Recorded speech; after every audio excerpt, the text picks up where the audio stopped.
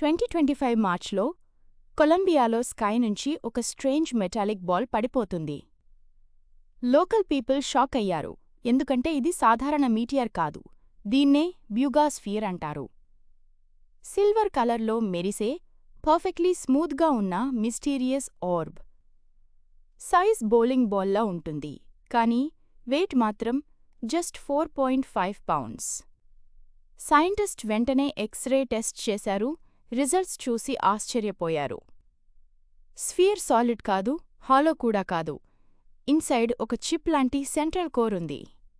దాని చుట్టూ 3 perfect metal layers ఉన్నాయి. అండ్ మోస్ట్ షాకింగ్, ఆ లేయర్స్ మధ్యలో 18 మైక్రోస్ఫియర్ శాటిలైట్స్లా ఫ్లోట్ అవుతున్నాయి.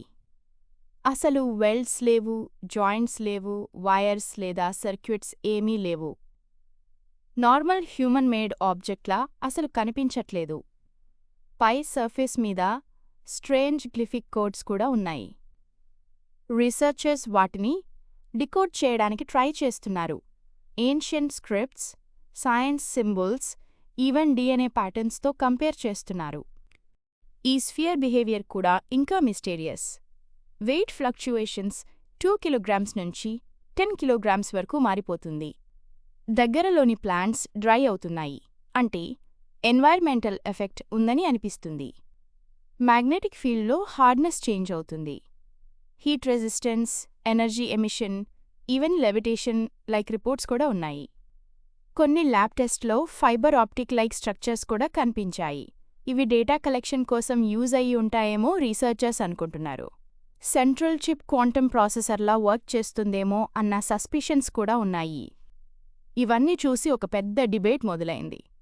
Is the Buga sphere alien technology, advanced secret human experiment, లేదా ఇంకా మనం అర్థం చేసుకొని న్యాచురల్ ఫెనామినన్నా?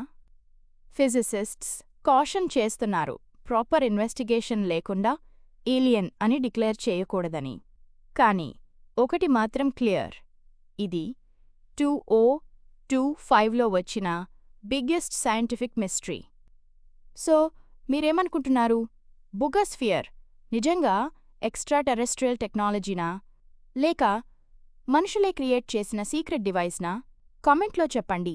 మరిన్ని మిస్టరీస్ కోసం సబ్స్క్రైబ్ చేయడం మర్చిపోవద్దు.